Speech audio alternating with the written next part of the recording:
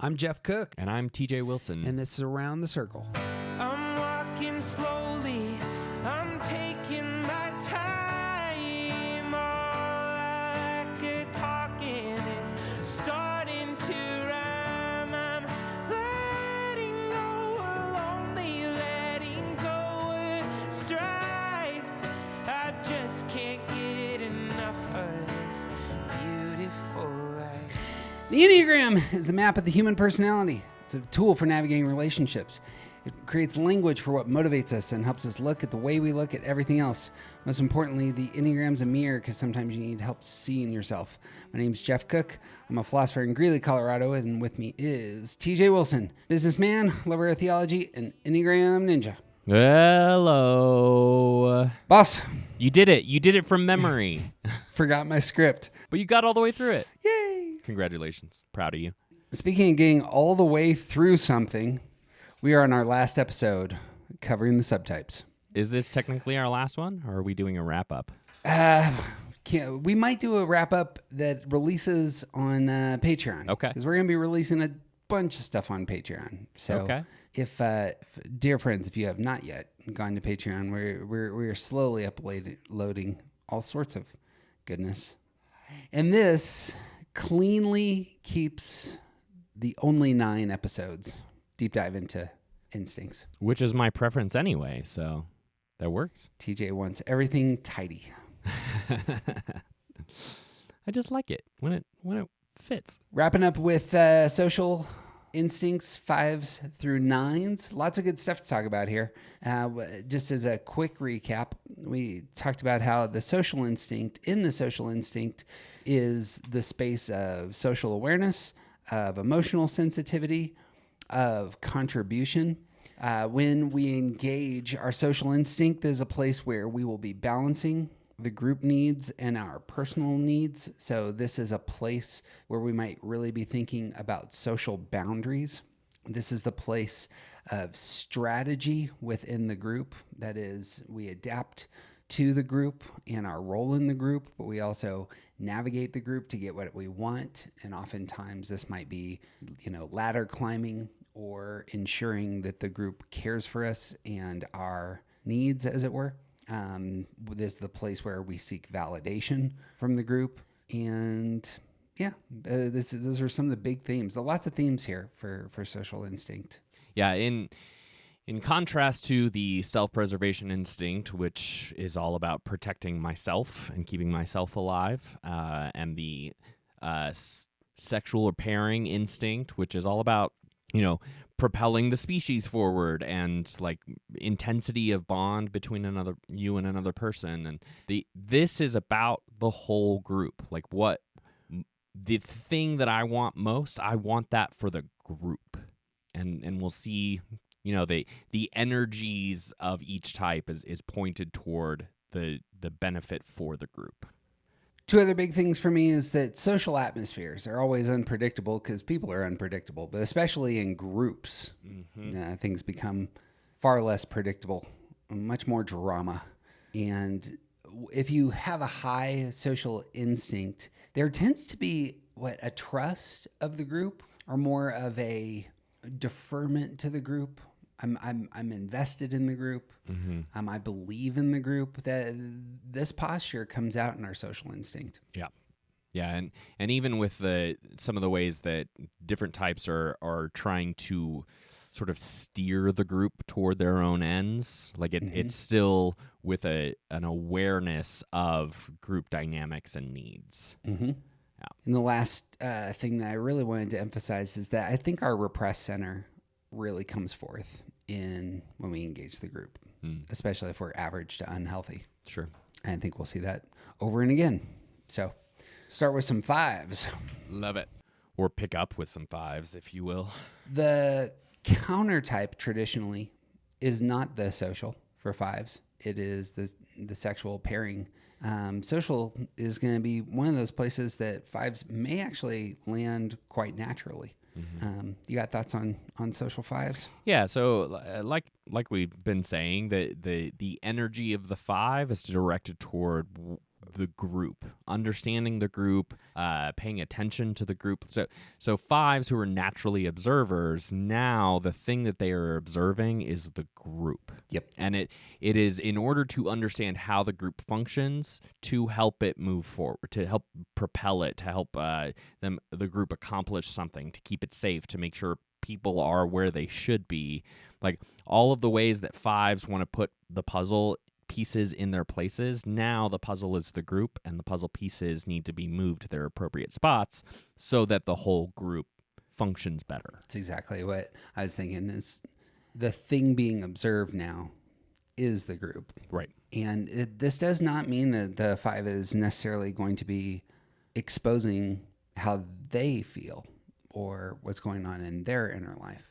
Strong understanding of how the group dynamics works, and probably a strong, desire to understand what the five contributes to the overall welfare of the group.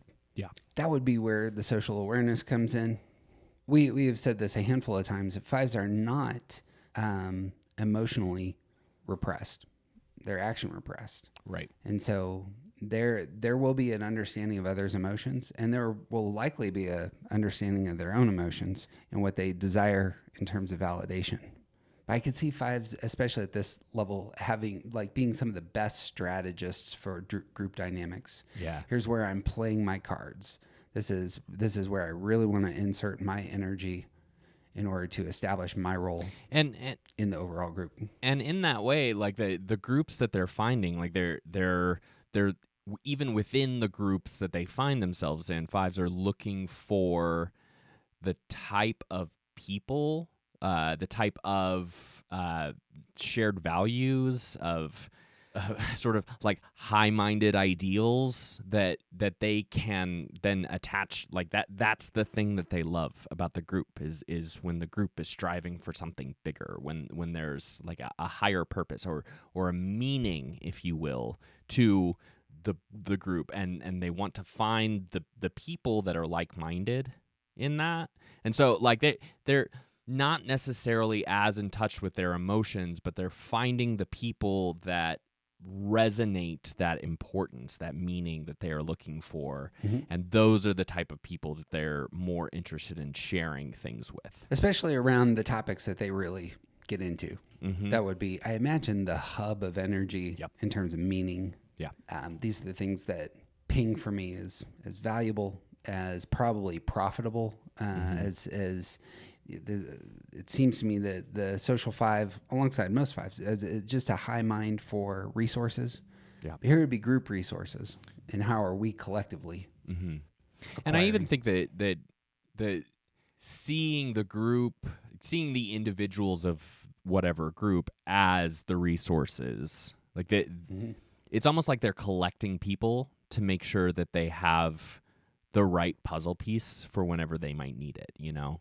Right. Like we talked about this with twos, and this is going to come up a lot with all five of these types that we're talking about today, because there's a sense of the web, the network that is the group, and fives want to know that there is someone at the end of each string that's necessary, you know? And they're less concerned about making people fit for the sake of people. Mm-hmm. They're more concerned about making people fit for the sake of the group. Like the twos are tugging on all those web strings because they want the connections. The fives want a complete puzzle, you know? Love that. In the Art of Growth interview, one of the things that came out was that social fives will network easily, but networking isn't necessarily about the relational, emotional connection. Right. Networking is about gathering resources. Right. And being able to navigate in social environments for this sort of five is I am understanding by doing the social work. Yeah, there are the types of people who like to go to networking events. Mm-hmm. Fives are not those people because the mingling part of networking is awful. Mm-hmm. And there are several types who hate the mingling part of the networking things, but fives, like, the mingling is pointless to them. what they want is the connection for a purpose. Mm-hmm. And so when those networking events can be like actual networking and not just developing relationships with someone that, also owns a business, that's boring to fives. Right. I can see fives in this gear being like the social scientist who loves getting 10 people of the same demographic in the same room, and perhaps they study politics or something. And they're like, okay, so you're all 20 to 30-year-old females. Let me ask you 20 questions about these 20 things going on in our culture. Yeah. And they're able to navigate that social room. They're able to engage them all, but it's very much, I imagine, a wheelhouse for them. Like if I can have the table filled with people where I can gain all the insights into things I really care about, I could see fives thrive in those spaces.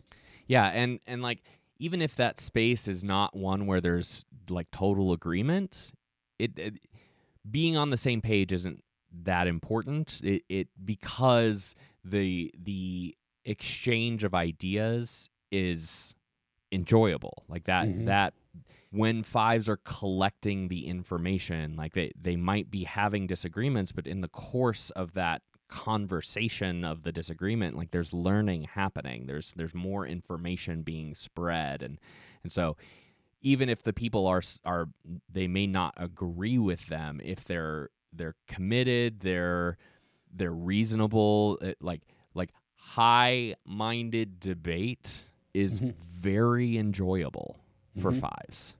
And especially when the social instinct is pulling them, the gathering of information by having conversations is so enjoyable. It's fun. It's energizing even. Mm-hmm. Thing that stands out to me on my list is the strategic element. So as many of you know, I've spent about 15 years in higher ed. There is a ton of fives in the academy. Sure. And of all things, a lot of people really get into their topic when they're in college and in the graduate school, and they teach for a while and then they get bored. Yeah. It's like they had spent so much time on a certain issue. It's only 5 people on earth care about it, and they start moving, and you see a ton of academics who move away from their discipline, and they become fascinated with the politics of the university. And the strategic element begins to come out of what is my place in this institution, and how do I exert power to retain what I want. Oftentimes, like university professors in particular, like figure out ways to create systems by which they ensure their salary and their place. So just the idea of tenure, your job is guaranteed until you die. Yeah, It just strikes me as like one of the most five-ish things out there. You don't ever have to really work again because you have acquired this stamp on your resume that says you're unfireable. Right. Right. Right. And a lot of universities thrive because they can offer tenure, and a lot of departments really suffer because they can't fire people who gave up doing their job 20 years ago. Right. I know of no examples of this anywhere. I've never seen this person, but We've definitely not talked about this before on the podcast. have we? No. Those parts. That's why I'm saying no. We didn't. The strategic elements here and the mind for resources, but primarily their own resources, comes out. And how do I navigate this? I provide you the insights into the discipline I love, and you provide me indefinite security. That's what it is. Yeah. Well, and it also, on one end, like people like me want to get tenure so we don't have to work as hard. But with fives who are like pulling on that social instinct, who are getting that energy from the group, fives can now explore with some relative assurance. Yeah. When fives get tenure, they don't have to stick to their one thing. And part of getting tenure is learning how to navigate the system. Yep. And so, like, I guess I'm just re-saying the whole point that you're making. That The original reason for tenure was academic freedom. You didn't want Right. people to, come out as communists and lose their job. Right. And so it was because in the academy, all ideas are on the table. We can explore anything. And that includes, gender and race and politics and all the rest. We need assurance that if we go down these paths, that we're not going to lose our job when we come forward with our data. Right. And that we'll have the value of seeking better knowledge in and of itself is an end for fives. Yep. And this is where I want to say that is what's said. In practice, however, tenure can become a gross excuse Oh, yeah, for absolutely. inactivity. Yep. Yeah. I hope to never be in a field where it's possible for me to get tenure, because I will stop working immediately. And that's, I suppose, the negative. But fives in other fields, I mean, the ability to adapt to what the organization needs and to perhaps rightly, forcefully say, this is what I need and my colleagues need in order to be secure, in order to have the resources. I mean, workers' rights do matter. The dialogue between labor and management matters. And I can see fives probably on both sides representing workers and saying, this is what, the amount of hours we want to work, this is the healthcare coverage we require, this is what a living wage looks like, et cetera. Yeah. And management saying, here are our resources, this is the sort of business that we run, and this is what we need to, profit in order to keep the doors open. Yeah. I can see fives on both sides, observing all the details and coming to the table with these sorts of things in mind. Yeah. At a high level. And fives being how they are anyway, they aren't going to need to bring their own stuff to those tables. They're speaking on behalf of the group, because that's the thing that they've studied and understood. Yes. Yeah. You can disengage at some level. Yeah, because fives are naturally good at objectively That's what it is. assessing the truth anyway. I'm just coming with our position from an objective position. Yep. Doesn't suck the energy as much out of you. Right. And part of what the social instinct does for the five is give them a better ability to include the subjectivity of others. So this is what this group needs. What they need is food and housing and water, right? But what they need to be better employees is based on their own reporting, and I'm just showing you that data. Yep. So, yeah, in summary, just notice how it's fiveness shifting into this gear. Fives who become socially aware, fives who are, aware of their contribution and strategizing over the group. Yeah, it just all the dominoes start to fall. Yeah. And we still see I think these types show up with a little bit more energy than like when the social instinct is higher, the energy is higher for fives, but we still see their limited amount of energy play out, because what they want is for the group to function correctly. They do not need to be a linchpin. They do not need to be a part of the group even, right? So long as it is functioning correctly. They're trying to put all the pieces in the right place. They don't need to be the piece themselves. And so they're sort of like holding back their own energy from that full engagement by being the sort of director of the group. Yeah. You know? I think that's right. Bang. Anything else on fives?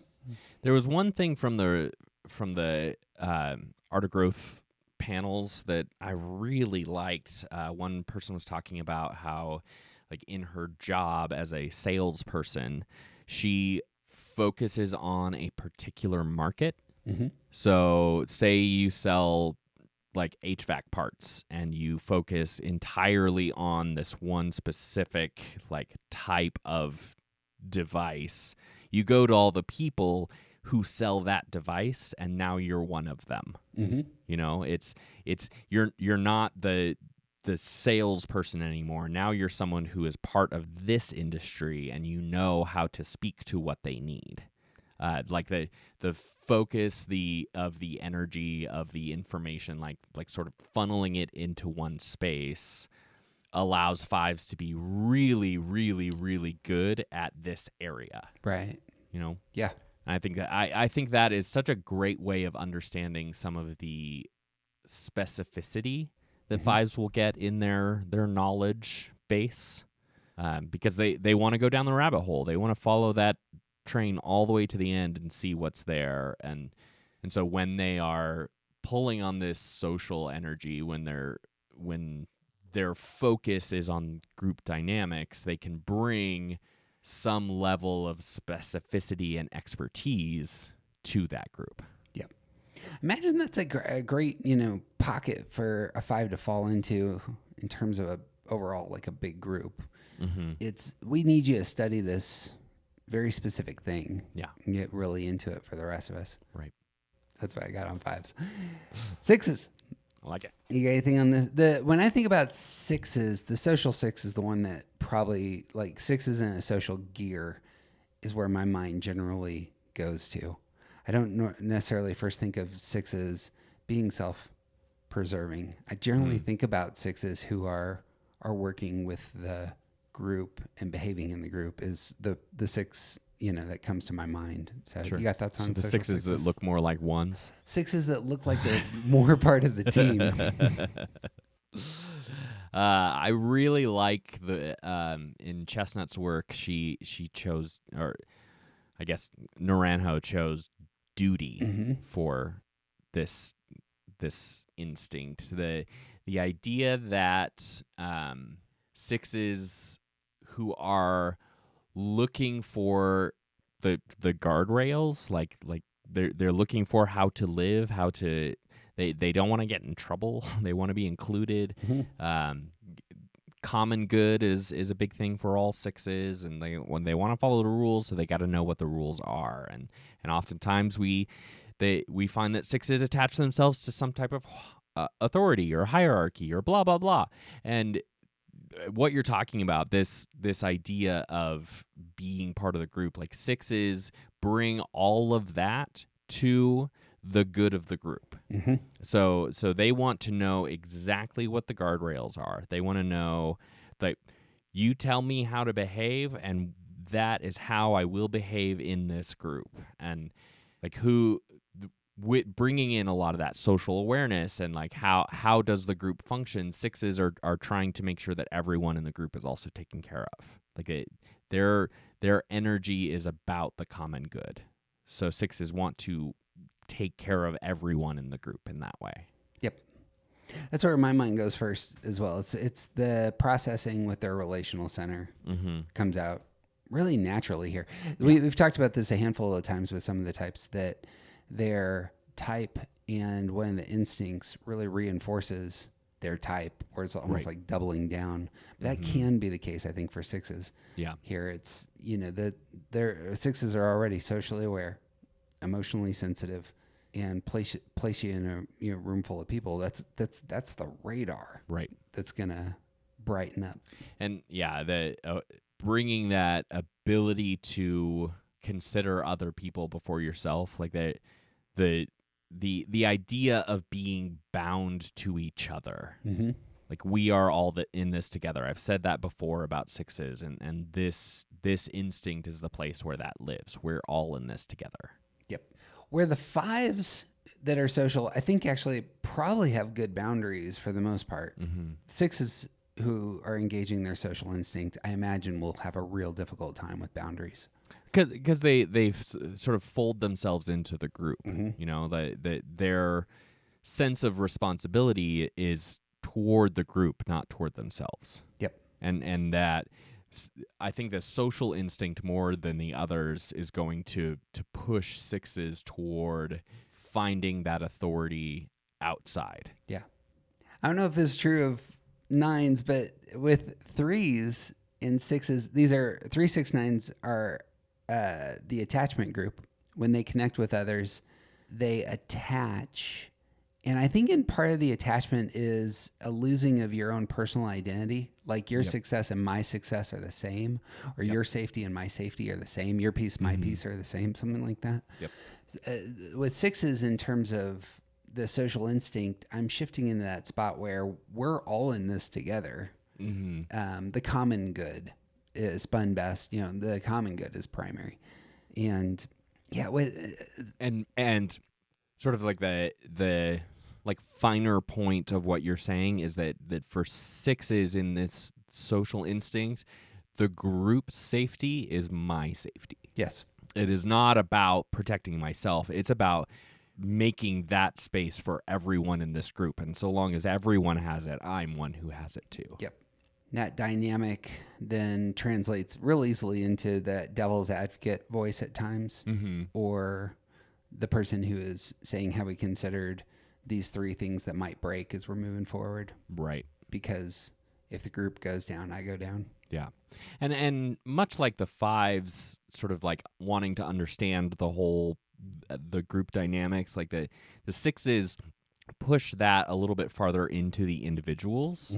So they are drawing in people that are going to like, and then finding the right place for those people. And it's with sixes, it's much more about the relationship than it is about the network. Yeah, I assume especially with stronger people. Who are the strong people here who listen to my concerns will be primary.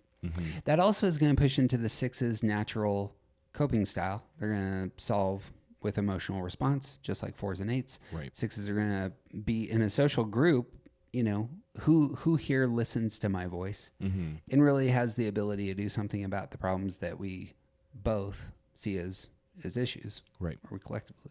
And I imagine that could take place one-on-one. That would be more of a sexual move. But what are the pockets within the institution, right, who care about these things? Probably is a big thing also.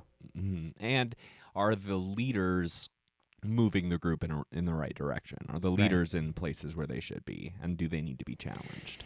Worth bringing up the word leader here, because as we've kind of said a handful of times, sixes seldom take that role. They sometimes take that role, but often the social six is moving into spots where they are intentionally taking that kind of second in command spot. Right. And I think we're seeing that in a lot of the social instinct, like the way it plays out in a lot of the types is much more about being in a supportive role for the whole group than it is about leading the whole group. Yeah. Right. It's a good call. And part of this is because sixes, they don't want to, big decisions are hard for sixes. And that's across the board because they don't trust themselves. They don't trust their own thoughts. And big decisions are hard. Like, if I make the wrong decision here, it could screw up all of these other things, blah, blah, blah. Like, that's how sixes function normally. But when sixes find themselves in a place where they are sort of the second in command, someone else is making the big decisions, and I am making the execution decisions. Right. I'm responding to the needs of the group right now in order to go toward the goals of the leaders. Like, that is an automatic functioning space for sixes. Well, in return to that attachment image, then it's in that space that the balancing the group needs and my needs can really become an issue, because my needs may be real difficult to access in that space. However, where you do you have access to that is when you hit stress. Yeah. And then the six will become more vocal and maybe even aware of their own personal needs if they're a social six. Yeah. And more aware of the strength, the viability of their relationships. Right. I think in that three space, sixes pull on a little bit more of that heart center and draw out the ability to see how they are connected to other people in a different kind of way in that stress place. Now that we mentioned it, but the six will go to 3 in stress, and that's why that would come out in that way. Right. Hey, pay attention to me. big element though here with this sixes with in the social gear is what am I contributing and what am I receiving in return? Mm-hmm. It's going to be all over this type. Yeah. And a lot of their contribution will be, I'm going to earn all the things. I'm going to work probably very hard for the group, for those who lead, and there's going to be real buy-in and validation and, provision from the group. That's going to be a spot I imagine will be really on sixes' minds. I suppose as I think through it, sixes probably don't need a lot because they're probably really invested in the ideals of the group that they've put themselves into. Yep. But they can't go without. Right. But part of the you mentioned at the opening that like the repressed center is a big part of like shows up in the instincts a lot in the social instinct and the lack, the unproductive thinking. I think that sixes find themselves aligning so thoroughly with the ideals of the group that they don't. It's almost like they attach themselves to these ideals, so they change with them. It's like they become a little bit too sure of what they believe. Sure. Yeah. As you're speaking, the thing that was going through my head is actually a contrast with the 5 again. I bet you the social 5 is going to be very interested in validation through their paycheck and benefits. And I bet you the social 6 is going to be much more interested in validation through inclusion, through messages of approval, through messages of we care about you, and you are so important here. That really that's going to be the thing that feeds them and their desired future connection. Well, and I think that all points back to something that we've talked about before about the idea of like treat other people the way that you want to be treated. Like that's what sixes are offering to the group is inclusion for everyone is the ability to notice each person and try and make sure that the whole group is safe. Right. That's what sixes want, and that's what they're offering to the group. I suppose that would be, to circle back, that's where emotional sensitivity is probably going to be a little bit more robust with sixes in this space. Strategic thinking probably really comes into play here in terms of even mix that with anxiety in terms of when am I going to get kicked off the island, and I really need to make sure that I, hammer out, secure a spot for myself. How do I do that? And because of the awareness of the group, sort of like being sure to find the weak spots that need to be shored up, being sure to find the chinks that need to be straightened out, like whatever. So like if there's someone who is feeling left out in the group, then that person needs to be included so the group stays whole. Yep. And so like the strategy of making sure that you're tending to all different parts of the group is like comes out really strongly in this instinct. Bang, you already mentioned it, but the last note that I had to do with the repressed center and sixes that shift into this social gear. Their thinking repression is going to manifest as I trust the opinions of the group far more than I trust my own opinions. Yeah. That's what I got. You got anything else on sixes? Nope. Social sevens. We mentioned this. We're going to land the plane with the 3 traditional countertypes. So 7, 8s, 9s are the countertypes for the social instinct. In my mind, we've just been playing this out just as a thought experiment. Countertype in my mind is more about balancing.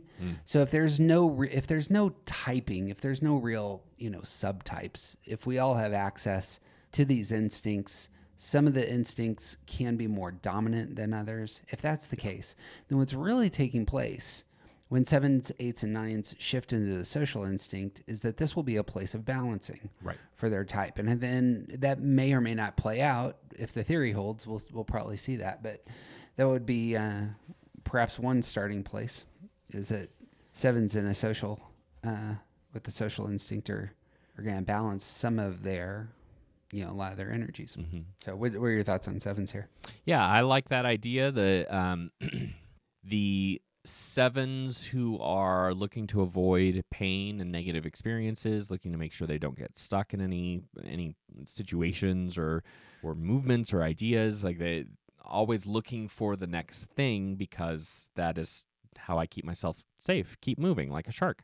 This social instinct ties them to a group. It pushes them into a group where they can be the visionaries, where they can they like to attach themselves to groups that are going somewhere, and they bring that sort of like a happy life is the best life kind of energy into that group. So long as the group is happy, sevens are happy. You'd mentioned this, and I want to play this out for a second. Is it the case that the social instinct is not the place of leadership? Is it the case that the social instinct is actually, more of a, I'm part of the body, I'm one of the followers? I think that when the social instinct is roaring, then people that each type is more likely to see their role in the group as like, what does the group need? I don't think that typically means that they need to be the leader, but I think most types will probably step into a leadership role if needed, or if, like, it's not, the social instinct isn't the thing that's keeping people out of leadership, but their energy is going toward the function of the group. So if it doesn't serve the group in any way for me to be the leader here, then I won't. Like, if that's not needed, I'm not going to do that. I love that, because with the sevens, I suppose in my mind, just in general, if you were to describe a seven, cool is not the first word that comes to my mind. But there's the balancing. And so for all social types, as we've talked about that temperature idea, like the social types are the cool types. They know how to enter a room and navigate it with that kind of coolness of social intelligence. There's the balance, sevens that would engage that. And because sevens connect as idealists, they pull people into these ideals, happy experiences. The target there as social types is going to be everybody. Right. It's not going to be focused on an individual, and it's not necessarily going to be just about themselves. This is going to be, okay, how do I get the room to move from here to there? Yeah. Anyway, that made a lot of sense. You were talking about leadership, because that's not always the leader person. Right. Oftentimes that's part of the group. And when things have kind of broken, it's the person who's going to have a positive outlook and bring a lot of levity to the situation for the rest of us. And Noreno and Chestnut, they call this type, this subtype, the sacrifice. And I think that, yeah, I know. So a big thing that I think that comes with this is that sevens drawing on this social instinct are less likely to be seeking out their own satiation. Sure. Yep. And part of that is because, I need less. I will put my needs aside so that the group does better, so that this person in the group is taken care of. There it is. Like there's an element of, like, it's almost like a piety, like a not martyrdom, because it's joyful giving from the seven, and they also kind of want you to at least acknowledge it. Yeah. The validation. Yeah. They will need the validation. Yep. This is going to be the place of boundaries. Yeah, balancing the group needs and your personal needs. If you're a social subtype, the group needs are just going to be heavy on your mind and heart. Right. The thing about sevens is they don't want to be stuck. Right. And that element, I imagine, is going to come into play. And I love this idea that the social seven that actually does move toward the group needs will be sacrificing something that they care about. That's going to be a hard pivot for some. Right. And the instinct says this is okay because the group needs it. and the group will take care of you. Yes, if that's the message they need. Yeah. Your needs will be taken care of. Because you've sacrificed for the group will take care of you. And by the way, dear listener, that's the heart's message for the sevens. Right. Is your needs will be taken care of. And that would make a lot of sense there if, you're going to have to wrestle with, that your needs, group needs, and how are you receiving the validation you need? It's going to look like that. Right. The countertype idea comes into play for me here, that perhaps where the self-pres 7, the sexual bonding 7, is going to take it upon themselves to get what they want, and they have the energy to do it. The social 7 may enter that space where I'm going to allow the group to provide for me. Right. Yeah. They take it upon themselves to ensure the enjoyment and fulfillment of the group. I imagine these 7s are very aware of their role in the group as well. They understand head types that they are going to understand that they bring the levity. Right. That they have the power, in fact, to move the room with the jokes they tell, with the adventures they pitch. As we've kind of said, the contribution, I imagine, is front of mind for this sort of 7. And to push into another theme, I imagine they use it strategically. Yeah. I mean, this is where you're going to say, well, what job do you take in the organization, as it were? Well, I eyeball this and I go for it, and I imagine their sales pitch is fantastic. Their interview is going to be really high quality, right? To get the sort of job that they might want. Yeah. Well, I also think that part of that group dynamic is that 7s in the social gear it is also really important that everyone else feels like they have a chance to contribute, which again draws on that self-sacrifice. Part of what they are so aware of in social settings is who is contributing, who feels left out, who we want to make sure that everyone is enjoying this group, and if there are people who feel left out of it, I'm going to move toward them to get them to feel a part of everything. 7's going to know that.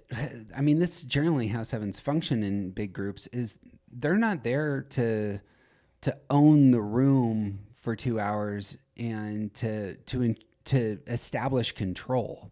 Right. It's not necessarily how 7s want to be the first one to move and then to go to something else. Yeah. So this is, in a group setting, the 7 is not the one finishing the job. Right. The 7 is not the one staying late to mop up after the party's over. Right. This is not how but they find they themselves. might be the one who chooses the playlist that gets put on while we are cleaning. Here's what I can contribute. Yeah. Well, and they're good at motivating people towards these higher ideals, right? Yeah. And the thoughtfulness and the enthusiasm. I wanted to say that in the context of the group or the organization, there will be movement. Like the 7 who is social is going to be committed to the group, right? But there's all sorts of places I can bounce. Right. In this group context, and sticking around, after the party is over is not going to be one of the places that I, unless I am dragged. Right. Sure. Yeah. Then only then. Otherwise, I'm there to do the stuff that's fun, enjoyable, gets the movement, gets everybody up and dancing, and that is my contribution. Right. Like other people can contribute in the mop up, finishing this thing out ways. I did my thing. The one of the words that came out in the interviews was the amplify.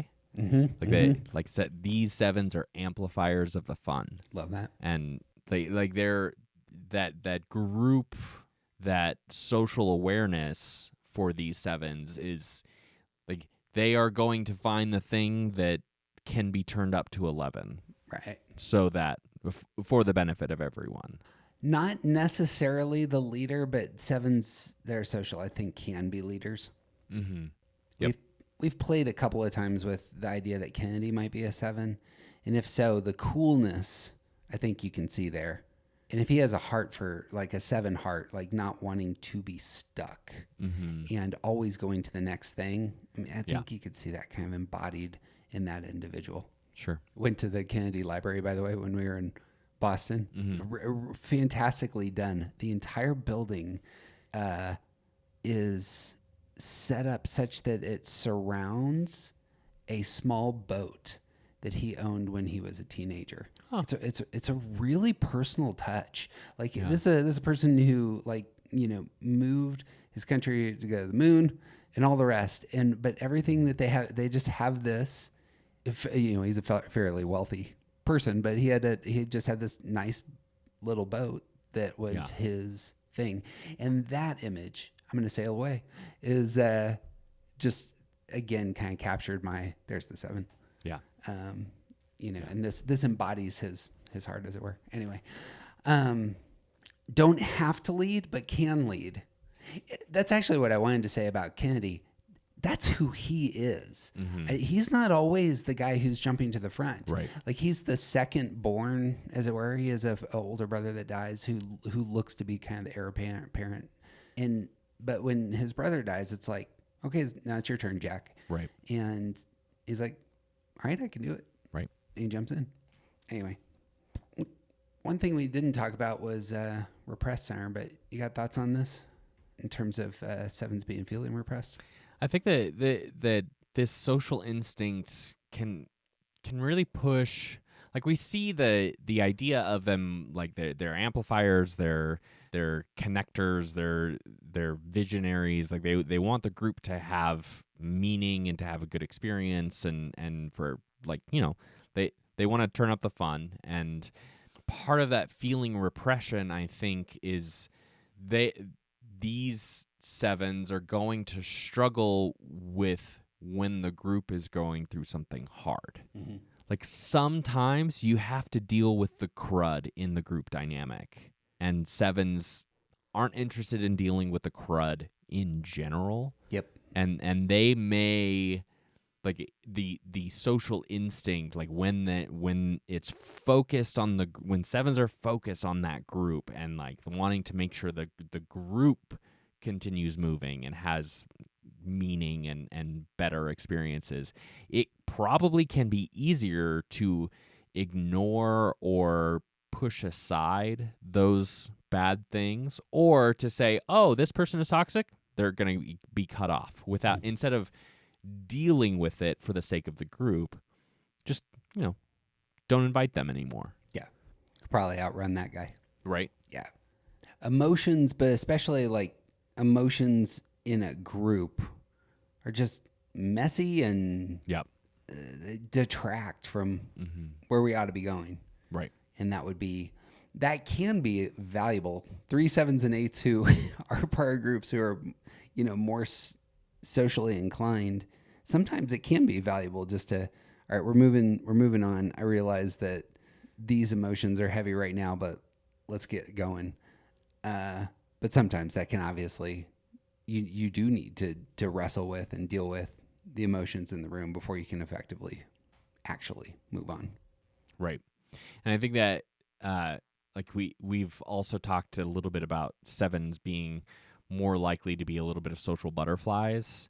And I think this, their level of dedication to any particular group will have a lot to do with their feeling repression. Yeah.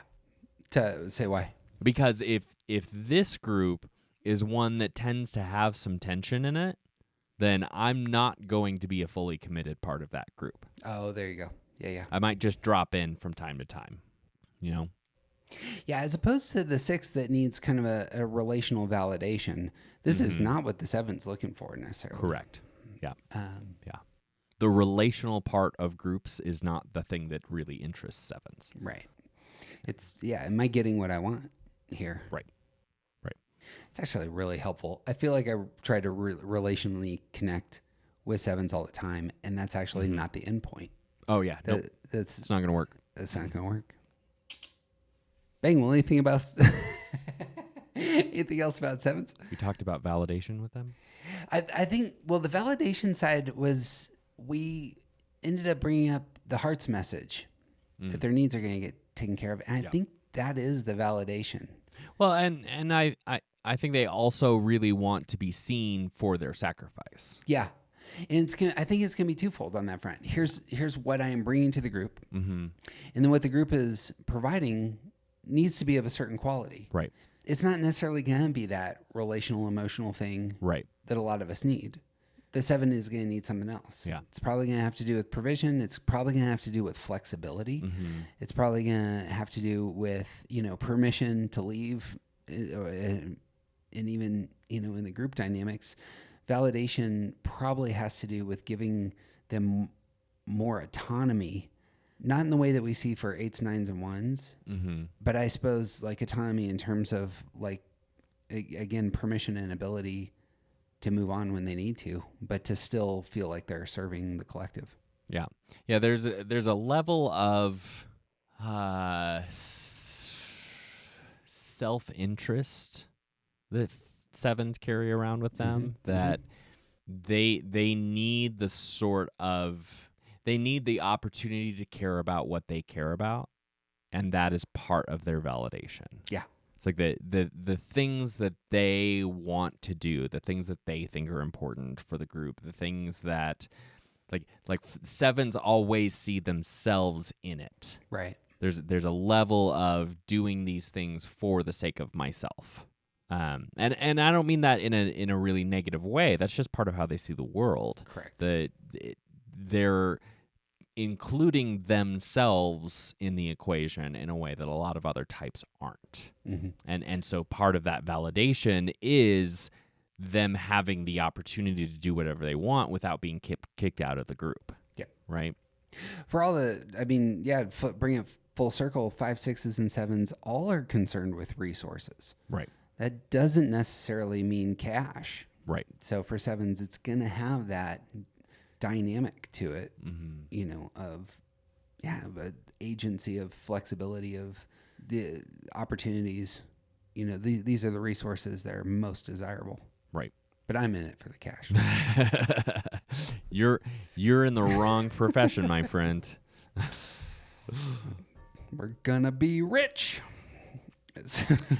I don't know that we said this explicitly, so I want to do that now, just in case. But I think there's part of why 7s leaning on this social instinct looks so different than other 7s is because the amount of service and care that they provide for other people is higher. Like it's noticeable that they are.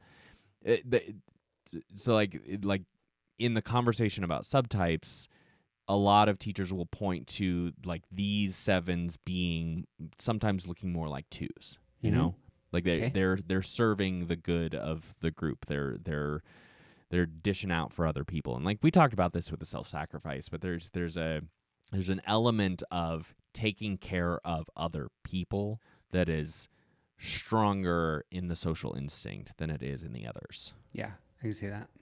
Yeah, the 7 who's the teacher, the 7 who's maybe the Peter Pan type. If you get the whole family to come with you, it's you. There is kind of that I'm responsible for where I'm taking these people. Mm-hmm. Yeah. Bang.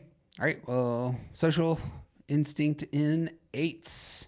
8s. I'm really excited to talk about this one. This one Me too. is kind of a blind spot for me. But you got some introductory reflections? So we move into the body triad, and we find 8s who are all about projecting strength and not wanting to be controlled, and lots of other things about 8s.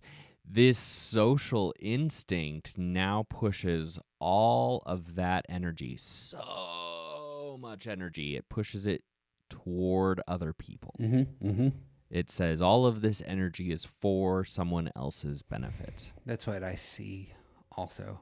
The counter-type move and the balancing move in my mind runs alongside that, and it's that 8s naturally feel vulnerable.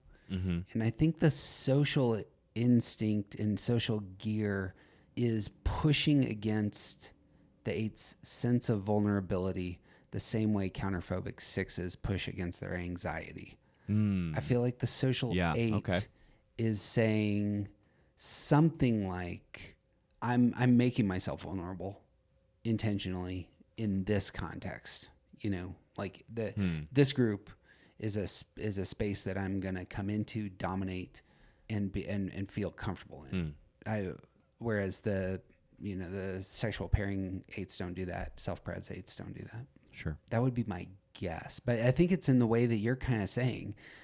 This 8 enters the room and there is energy unleashed.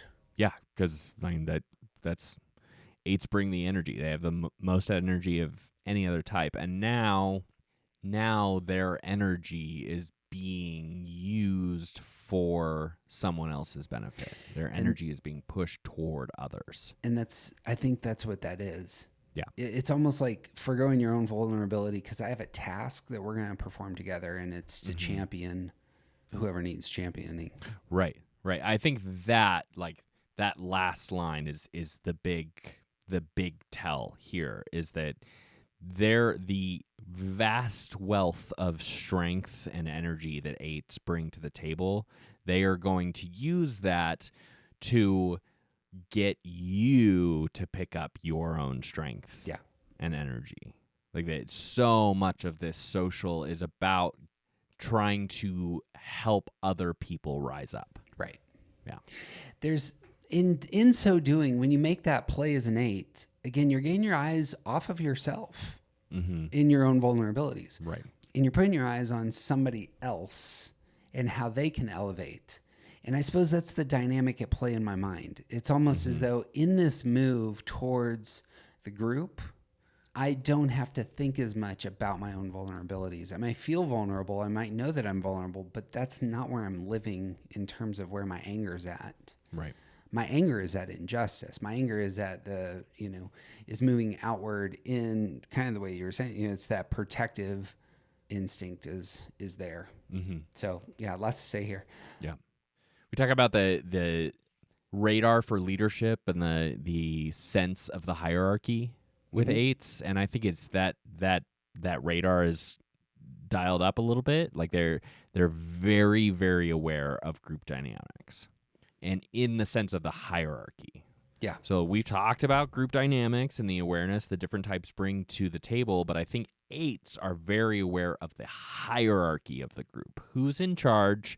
Who's at the bottom? Yep. Who needs to be shuffled around in their sort of org chart, their leadership circle? Like who needs to be elevated and who needs to be lowered? 8s are very aware of that aspect of the group dynamic. 8s in general would probably want to protect themselves in their spaces. 8s who are social, I imagine, want to push through their agenda and know the weak points in the organization to move obstacles out of the way.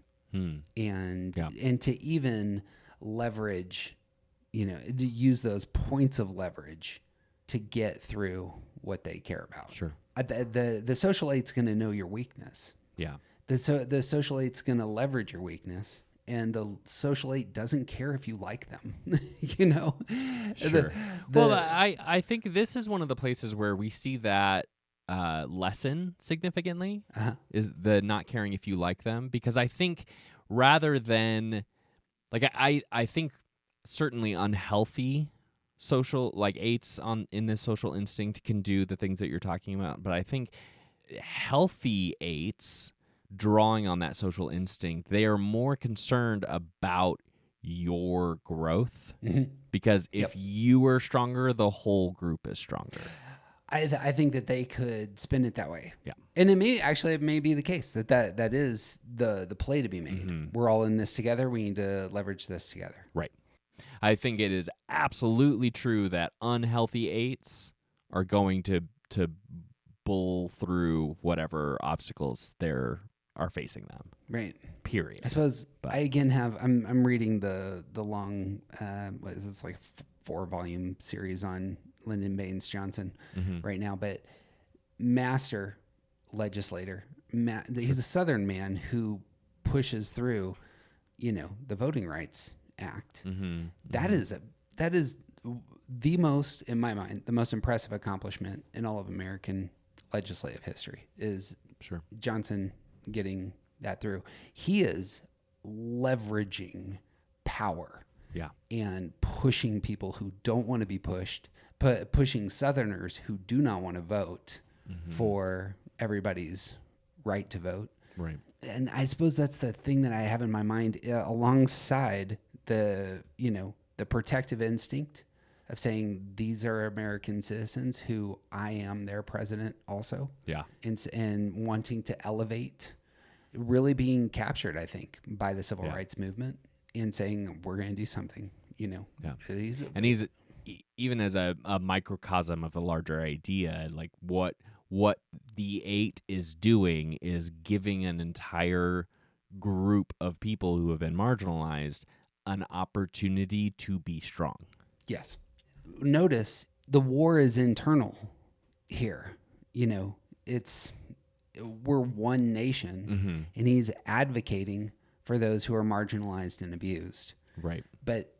And he has to push people of his own party to move and get on board and to sign on to their elevation. Right. Perfect role for this person. The strategic elements, I suppose, of the social 8 is that's at least the image that I have going on in my mind. Yeah. In the 8 who enters into an organization and has a radar for, here are the people that we need to advocate for, is gonna start leveraging power and pushing other people's buttons in order to say, no, we need to care for the marginalized and abused in this space. Right. Right. And if the leaders of whatever this group is aren't doing that currently, then I'll push them to do it or get out of the way. Right. Yeah. And the tragic thing that we see commonly with this kind of 8 is they are the ones who can often become abusive in doing that kind of work. Right. So again, see that feeling repression. Yeah. Yeah. The feeling repression comes out. Again, see Lyndon Baines Johnson, and just there's pictures of Johnson towering over human beings and giving them the treatment, as it were, just completely invading their space. Yeah. And cussing them up and down. So I will beat you up so that the marginalized and abused get elevated.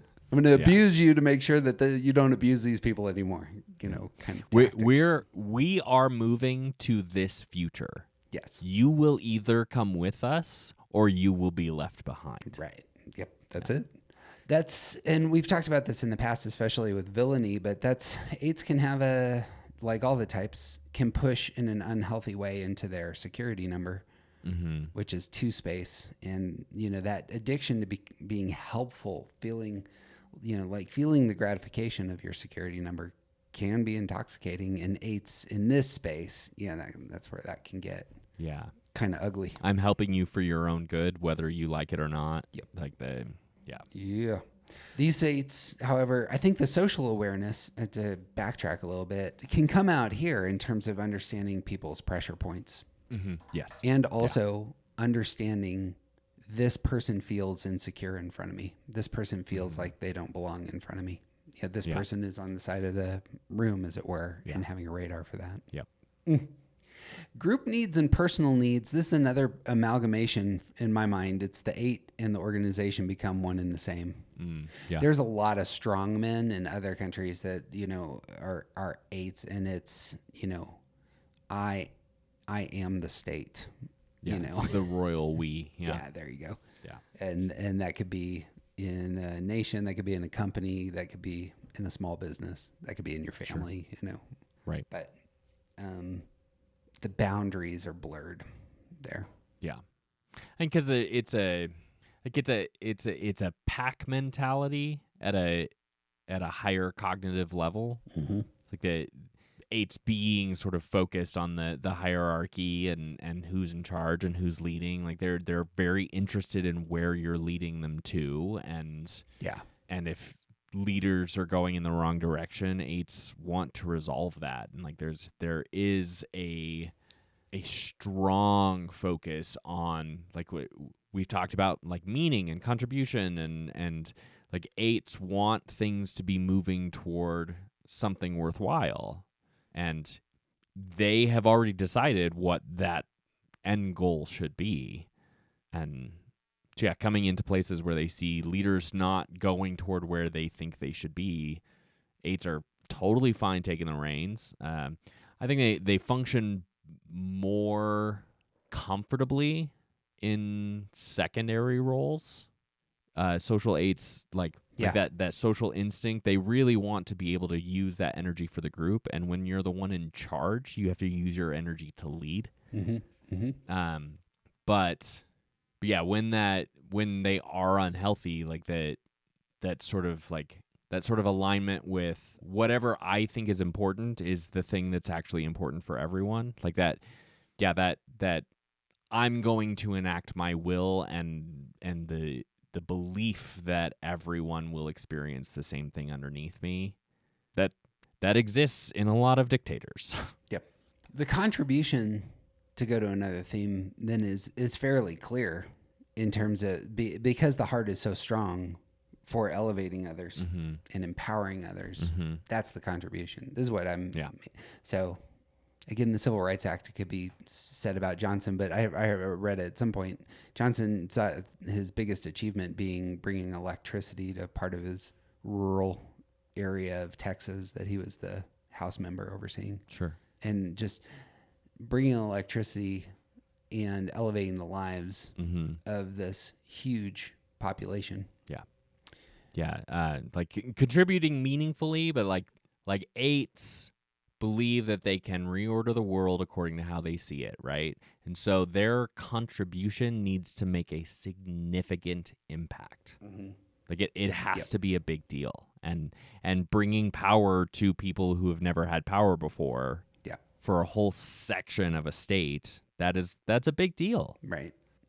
I imagine, as you were saying, the 8 who's going to be second, I think that's true. That like if the person in power, as it were, is if the point person is competent in getting the job done, I don't need to do that job. Correct. But if they're not, if this 8 sees themselves as clearly superior to the knucklehead in charge, they will get pushed out of the way. Yeah. But they function better in a place where they can execute. Rather than being the big thinker behind the big idea, they're much better at executing the idea. Yeah. And directing everyone else in how they should be accomplishing that. Right. Was there a name for this? Solidarity. Oh, okay. Like in terms of pulling others into solidarity? I think about not only like 3-legged races, but also like when someone's hurt a leg or something, and you have to sort of like help them walk by holding yourselves together, and like their arm is around your shoulder, and like you're basically helping carry them. Sure. Like the idea of we're in this together, but very similar to 6s. But with 6s, everyone needs to be taken care of. With 8s, I am offering you my strength because we are in this together. Yeah. Right. A solidarity means that you can have access to all of the things that I already have, and let me show you how to do it for yourself. Last thing for me was isn't necessarily on my list, but it seems to be, if you're going to be strategic as an 8 in the group, I had said that they get rid of their vulnerability, but I think a strategy for this 8 is to just not show vulnerability at all, and to almost base your trustworthiness in the group on how strong and capable you are. And so, as is often the case with 3, 7s, and 8s, there's a crash ahead. Like no strong man survives. No strong man doesn't eventually like die in a way that people are shocked by, or oh, he actually died, kind of imagery. Or like with Johnson, he steps out of the presidency, goes back to his farm, and it's almost like the man shrinks in this huge way. Anyway, this is one of the things you build up your persona in that way. And like, it's just, you can't maintain that. Yeah. Anyway, I found that interesting. Validation, I suppose we should talk about. The validation is, all right, you're in charge. Validation is almost like deferment to the social 8. Yeah. Well, so I also think that because we're now in the gut triad, validation is often a more felt or more of an intuited sense. Mm-hmm. And I think seeing other people rise up is validation. Okay. Yeah. Sevens bring their strength to the table and say, you can pick yourself up. And when other people pick themselves up, they're like, it worked. Good job. Yeah. That would be a healthy form of validation. Yeah. I could be wrong. I can't escape kind of the image in my head that a lot of the validation that some social 8s will want is your allegiance. Sure. It bend the knee that's the image, kind of service and loyalty. But I also think that even what I said can become unhealthy in the wrong hands. Oh, sure. Because like, if the only thing you want is for your kid to be strong, so what you do is you treat them like crap and beat them up so that they will gain the strength that you think they need. Mm-hmm. You're going to get validation when they're strong enough to beat someone else up, but now you turn them into a bully too. There's your repressed center. Right. Yeah, I don't care about your feelings as long as we get this very important thing accomplished. Mm-hmm. All right, that's what I got on H. Got anything else? I want to make special mention of the fact that 8s in general see conflict as an opportunity for growth. Okay, yeah, sure. And 8s drawing on the social instinct, 8s in the social gear will see group conflict as an opportunity for growth. Oh, sure. Yeah. So people like me want to make we just talked about 7s. 7s want to make the group fun and nice and everyone getting along. 8s are going to push the tension points. Yeah. Because that's better for the group. Yeah, I love that. Yeah. Whether it's actually better is, up for debate. But 8s see dealing with the conflict now as a necessity when there is something that needs to be dealt with. There's a great scene in The Hunt for Red October where this Russian submarine captain is defecting with a group of high officers, and there's like 10 of them, and they're in the eating quarters, and they're discussing whether or not they're going to make it and their strategy and all the rest. And the captain tells everyone, "We're not turning back. Before I left, I sent a letter to the head, military guy, and said that we were stealing the boat." And they're like, "Why'd you do that?" And he says something to the extent of, "When Cortez came to the New World, he burned his ships. As a consequence, his men were well motivated." Yeah. And all these guys are like eating, and they like drop their forks and leave. And it's one of those, like, as you were saying, like, I want there to be tension and conflict because we're moving towards this destination. Right. And I'm pushing you. Right. And if you're not on board, then we need to deal with that. Yeah.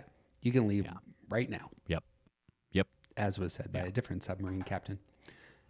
So that's in Crimson Tide. Anyway. 9s. 9s. Social gear for 9 looks like what? Looks like so much. Again, we're still in what might be called a counter type. This one gets the label participation. So this, when 9s lean on the social instinct, we look like it might look like we have more energy. It might look like there's more upness to us because we're let's do the things for the group. I think that merging is very strong in this place because what's good for the group is good for me. Like instead of ever asserting myself, like I regularly have conversations with people where I have to explain I don't want to be the only one who wants something different. So if everyone else wants to do something, I'm on board. Right. Like there's a sense of letting your own stuff go in order to let the group have what it wants. Yeah, that's what I see also is that underneath the social gear for nines is I want my presence to matter. Mm-hmm. But you can't be invisible if your Right. presence is going to matter. So shifting into the social gear, this is why it's the counter type move. Mm-hmm. Is it's almost as though there's an energy that needs to be here for the nine to establish that they matter in the group. And what is that going to look like? What that's probably going to look like is that you were saying it's an upness. There's an outgoing, lighthearted side to this type. No conflict. We're not bringing drama, but there is absolutely, as you were saying, merging, connection, I'm here-ness. That is and done pushing into other people, like the 8 wants to bring the conflict to the surface, and the 9 sees the conflict and goes toward it and says, okay, how can we resolve this? There you go. Yeah. And that's inserting yourself in those ways. That is very, again, I want to say this is kind of a balancing point. That is making your presence matter in a very active way. And that would be a, 9's going against type. Right. As it were, in that space. 9s are perhaps the best suited to step into conflict and help resolve it. And we're also the least likely to do that. Mm-hmm. And part of where we get that is from the social instinct. Right. Social awareness. Yep. Radar. The radar, similar to the 8s, there's going to be the radar for power, and there's going to be the radar for problem spots. And for how everyone else is doing. Like 9s are much better at seeing everyone else than we are at seeing ourselves. So 9s, that social awareness is seeing all, like, just like 6s who are like wanting to make sure that everyone's included and all of that. 9s come and say, is everyone okay? Right. And what do we need to do to shift things to make sure that everything works smoothly? Yep. Is this group functioning in the way that it's supposed to? If it is, great. I'm on board. What I hear there is the attachment style for 9s being you're going to create spaces. Like 3s and 6s, 9s are going to create spaces. There's spaces they create are for harmony, and that's the target. It's not necessarily where are we driving the ship. Right. I don't care where we're driving the ship. The group decides where we're driving the ship. Exactly. Yeah. So what matters is the boat is going where the group decided, but my role in the group is to make it feel as though everything's harmonious as we go along. And make sure, and it, like 6s and like 3s before, like there's a sense of making sure that everyone else gets the same kind of like opportunities, and like there's fairness, and like making sure everyone else is taken care of in a way. 2s do it for a relationship, right? 6s do it for safety. 9s want to make sure the group is harmonious. Yep. And so we are looking for the sore spots in order to make the group whole. Image coming to my mind is of my beloved mother, who was a 9 and an interior designer. And her job was not to lead businesses. She would go in and design the atmospheres in which the businesses dwelled.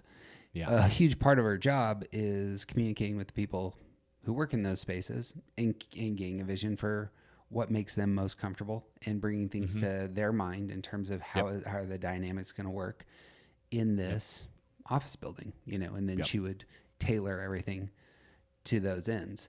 No interest at all really on these fronts in where are you driving your business. Right. The objective is I want you all to feel a certain way, a certain sense of comfort and harmony in these spaces. Right. And those values are higher than perhaps the values of the group. Yeah. But that means that the 9 can shift and adapt and merge with the group's values because we're actually looking out for something different. Right. What you're looking for. I think a lot about, so I own a coffee shop. We're third wave and part of the cool kids of coffee, but we're also doing some of the second wave stuff, and people who are not coffee people don't have any idea what I'm talking about. But like when you go into newer coffee shops for the last 10 years, the thing that's on the menu is hipness, trendiness. Like they need to stand out by being the coolest spot, right? Right. That is not even a little bit my concern ever. Mm-hmm. I'm never concerned with being the coolest or the hippest. Like, hip is not a value for me. Mm-hmm. But if I'm pulling on that, if I'm in that social gear and I am part of a group that is really focused on being hip, I will put so much energy into making sure everyone else is okay and understanding their place and moving toward this hip thing. Like, I'll do whatever it takes for the group to get where they're going, even though I don't care about it being hip. Yep. That's a good way to put it. There are things you care about in your shop that you're defensive over. Yep. But the places you can defer for that atmosphere and for the sake of those who work for you and your patrons. Yep. Oh, yeah. Yeah. What sort of music do you like? Okay. Mm-hmm. Yeah. What's the newest trend in coffee? I do not care about trends in coffee. I was really hoping that matcha would have faded away by now because I hate matcha. It's gross. And go ahead and come find me and tell me that I'm wrong. That's fine. I'll step into that fight. 'Cause matcha is gross. What was I saying? There are No, some things you're I defensive don't of, care but about a trends. lot of things you're not. Yeah. Yeah. But I'll pick things up when it's clear that it can be harmoniously folded into Right. the function of my shop. This actually may be an example of this not being your dominant instinct. Yeah. Is that you actually have a much higher self-preservation instinct at hand, Mhm. which is going to really be interested in your stuff and atmospheres. Yeah. But Yeah, so I am. social 9 in your job would probably push a little bit further into. I mean, of all things, we had a 9 who did a design for your coffee shop as a reboot. Yep. And she did do trendy. Man, it was hip as hell. And that was an eye for that. The eye for what? Mhm. Who are the sorts of patrons that would come to a shop like yours? Right. And the ability to as a 9, one of the things that she carries around with her is an ability to conform hip in a way that is more palatable, I guess. Sure. Because it's not about being the newest thing for her. Right. She has an eye for design that I just plain don't have, that incorporates a lot of things that are more like where are things going, and she is able to fold that into and alter it in ways that make it more pleasant, more comfortable for the here and the now. Whereas there's a lot of quote unquote hip focus that is about being on the forefront. Yep. Yeah. She's on the forefront by accident, not because she's intentionally trying to be there. Well, there's probably some merging there. There's here's to get to contribution. 9s are going to be selective about where they spend their limited energy. And when it comes out, it will be something like, how is my contribution gonna gain what I need here? But both of y'all, I like these two ideas, interior designer and, coffee shop owner. Both these, they're the images of comfort, of service, of creating atmospheres all over the intuitional body type, but done in very different ways. Yeah, and there's also a control element there, and there's a elevating into, this is what I'm really good at that other people are not good at. Yeah, going on there as well. Yeah, I imagine the social 9's going to struggle with the balancing of group needs and personal needs, just like all 9s. Yes, you already used the word merging before, but just 9s in general are going to struggle here. Yeah, because I think this place, it is that social instinct makes it so much easier to merge because it's you're merging with a larger number of people, you know? And like you're merging with ideas as opposed to merging with a person. Yep. And so it is a lot easier to get folded into and disappear into ideas as opposed to the type of merging that happens with another person. Right. And so this is the place where nines pulling on that social instinct can be workaholics. They can be overly active in the things that they're pursuing because they're doing it for the good of the group, right? It's not about my wants. It's about what the group needs. And I've seen this play out in different spaces in my life. Like I was thinking particularly of a job that I had for a very long time, doing something that nobody else at that place could do. And I did not want special recognition. Like, I didn't want money for that. I wanted the organization to do better, to grow, and like my role there was to make things smooth and to eliminate errors, and like I want this thing to go smoothly the whole way. And the more time I spent there, the more I realized that that group didn't recognize how important my work, my contribution was in a way that gave me the opportunity to keep doing it.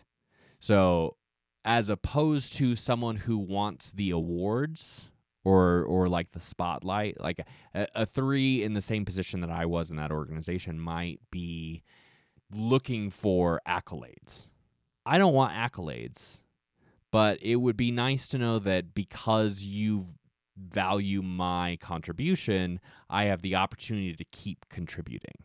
Yep. And what happened instead was I felt like my contribution was so misunderstood that it was basically magic, and we're not going to give any more energy to magic. We're just going to expect all of this magic to keep happening. And there was a sense of alignment with that organization that existed for a period of time. And then the more and more I felt like my contributions didn't matter, the less I saw myself as part of the organization. And then I stopped contributing to the good of the organization.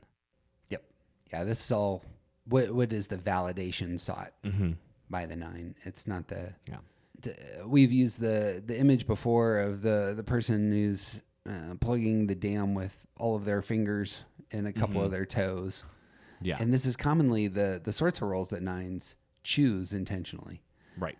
But it is, as you were saying, it's kind of a background role. And this is by design. Here's my space. I carve out my space. I'm even strategic, dare we say, about carving out my space in terms of understanding what the organization needs.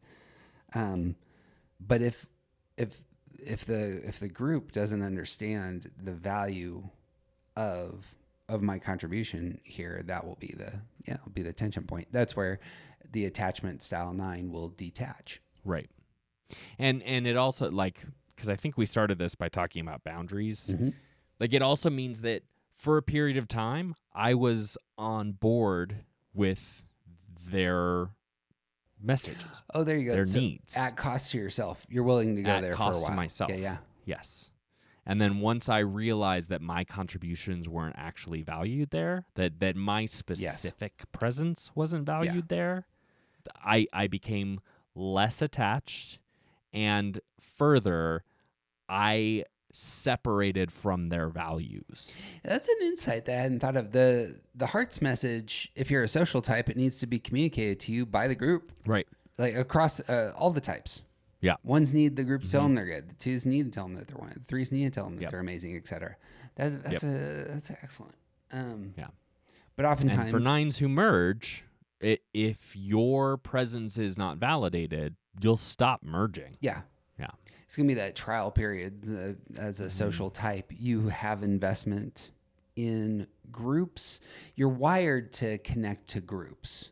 So the specific group may or may not be healthy. The specific group may or may not give you the validation desired.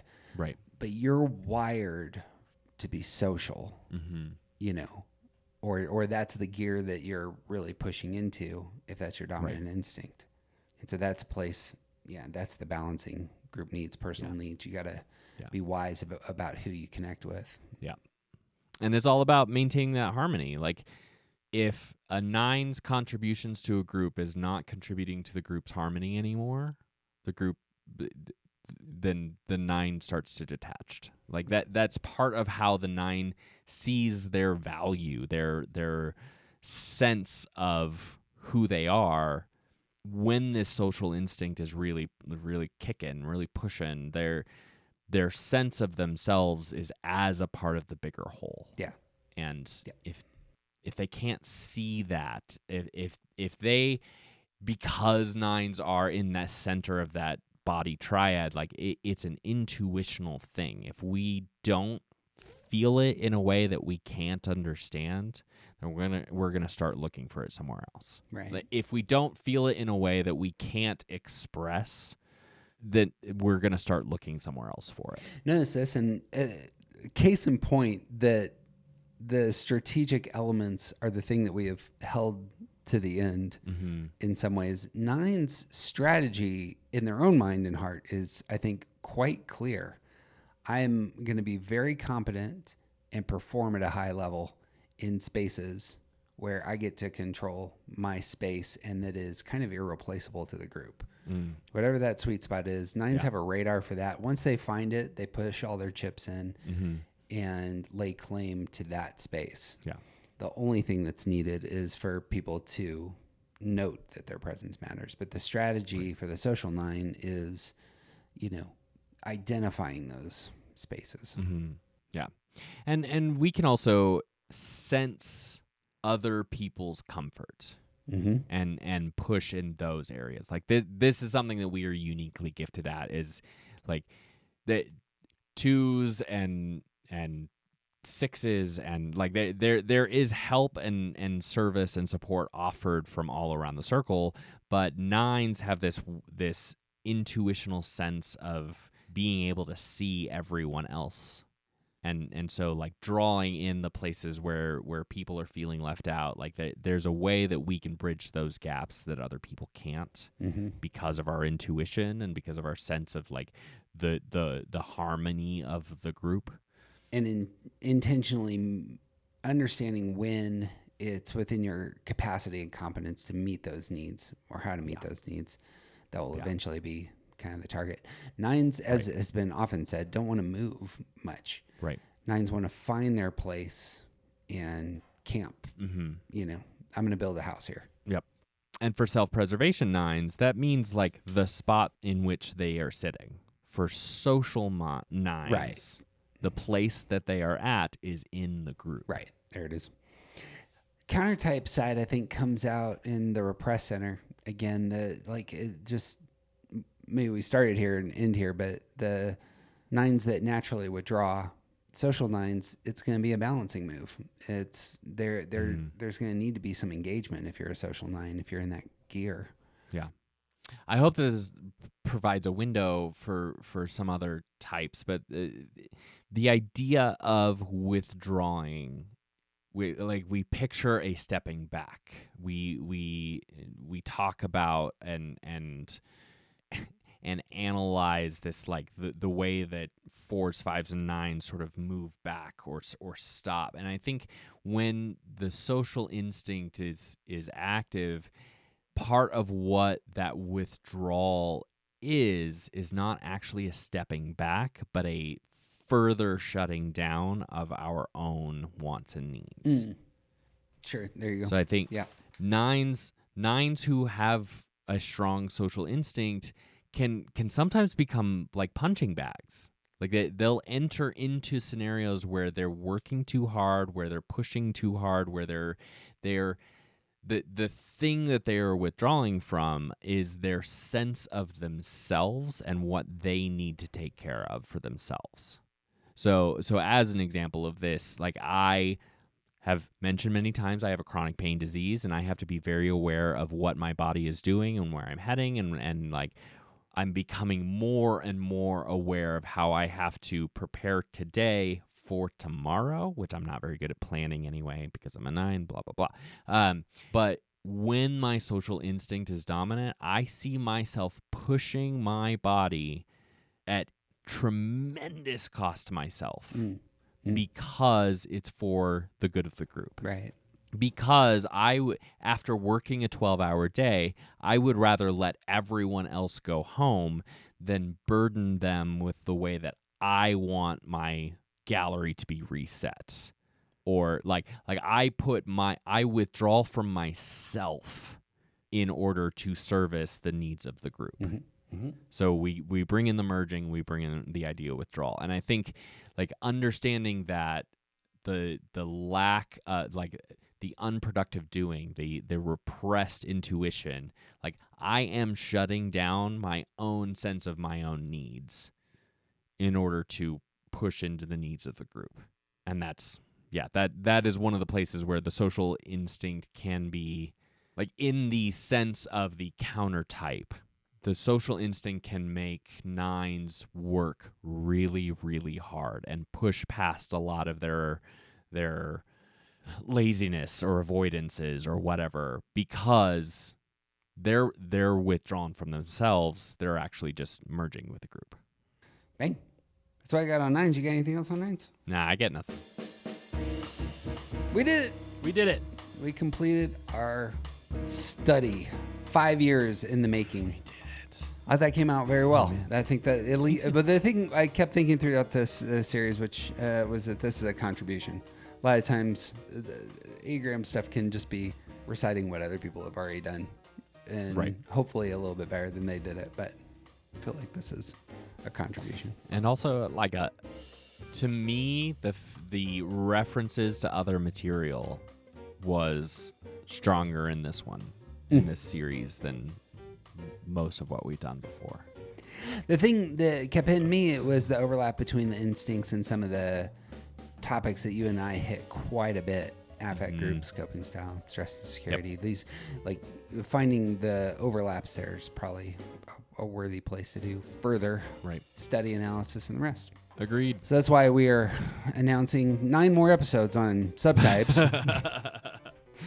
I quit. Friends, we've finally kind of started a YouTube presence and doing more stuff on Patreon. If you're interested in our stuff, or just, to be honest, if you just want to support the work that we're doing, go sign up, subscribe, and help us out on that front. And I promise there'll be content coming here very shortly.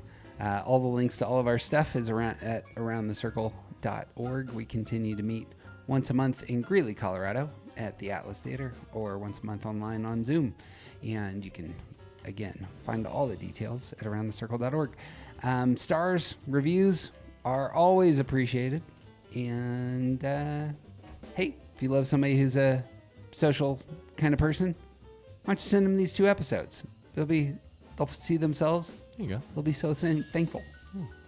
Hopefully it helps you see them better, too. Neurotic one that I am, I keep going back and forth on whether or not we're doing movies again, and TJ has graciously continued to deal with my, what do you call that, manic side. But in coming weeks, what we'll be doing, coming months, we're going to be doing Inside Out 2. We're going to be doing Pulp Fiction, and we have a special event planned for the Christmas season. Not fun. A traditional Christmas movie, but well worth watching. As a lazy December. We'll see. TJ will be initiated into this movie, and we're going to be joined by guests on all these. It's going to be amazing. Love it. That's what I got. You got anything else? I got nothing, man. He's TJ Wilson. He's officially awesome. I'm Jeff Cook, and who you aren't just isn't interesting.